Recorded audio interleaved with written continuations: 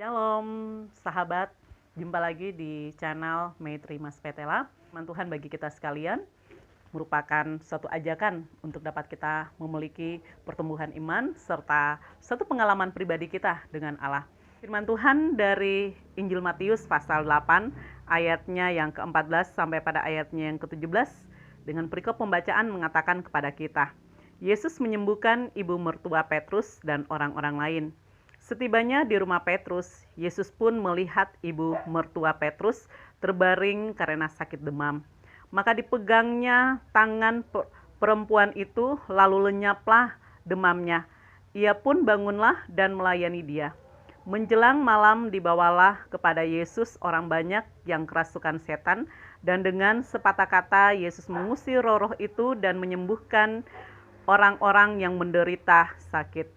Hal itu terjadi supaya genaplah firman yang disampaikan oleh Nabi Yesaya, Dialah yang memikul kelemahan kita dan menanggung penyakit kita. Kisah yang dapat kita lihat di sini sakit dan kerasukan setan. Sakit ini ada 3 penyebab. Pertama, sakit karena dosa. Kedua, sakit karena tidak jaga kesehatan dengan baik. Dan yang ketiga, sakit berdasarkan adanya unsur kuasa kegelapan. Yang percaya dan tidak percaya, kehidupan kita ada dalam dunia. Sebagaimana firman yang tadi telah dinyatakan bahwa mereka datang dengan kehidupan mereka yang telah mengalami kerasukan setan. Itu berarti untuk dapat mengalami kesembuhan dari kuasa kegelapan yang merasuki kita, yang bisa menyembuhkan hanya Allah melalui Yesus Kristus dan Roh Kudus. Dialah Tuhan kita. Ketika kita berseru, kita memanggil Dia, Dia dapat memberikan kesembuhan bagi saya dan sahabat yang senantiasa mau mengandalkan Tuhan. Dan yang sakit karena berdasarkan dosa.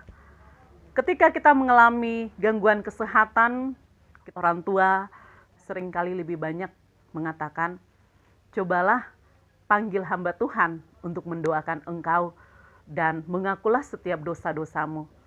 Suatu ajakan dari setiap orang tua tidak jauh berbeda dengan suatu ajakan dari kitab Yakobus pasal 5 ayatnya yang ke-16 mengatakan kepada kita, karena itu hendaklah kamu saling mengaku dosamu dan saling mendoakan supaya kamu sembuh.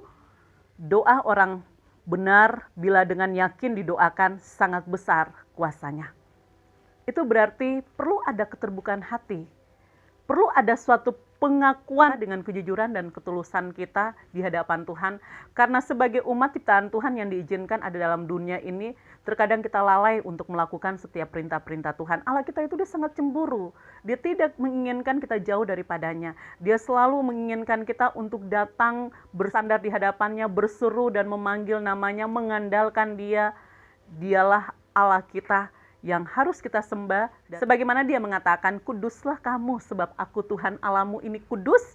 Maka kita perlu untuk menguduskan kehidupan kita supaya kita dapat pembaharuan hidup kita, merasakan urapan mujizat dan kuasa Tuhan di dalam kehidupan kita.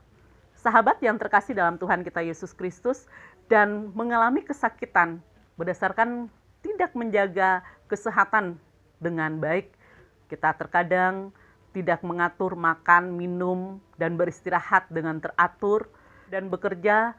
Daging ini sangat lemah, roh itu sangat penurut. Maka terkadang ketika jasmani ini mengalami gangguan kesehatan, kita perlu menyadari bahwa kita terlalu banyak beraktivitas. Ketika kita mengandalkan Tuhan, karena firman-Nya mengatakan Dialah yang memikul kelemahan kita dan menanggung penyakit kita. Apabila kita mengalami kesakitan sebesar apapun, seberat apapun, datang kepada Dia. Dia yang akan menanggung penyakit kita.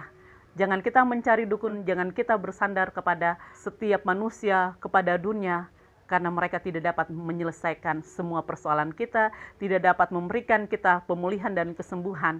Tapi Allah kita, Tuhan kita yang hidup, Dialah yang memberikan kita kesembuhan.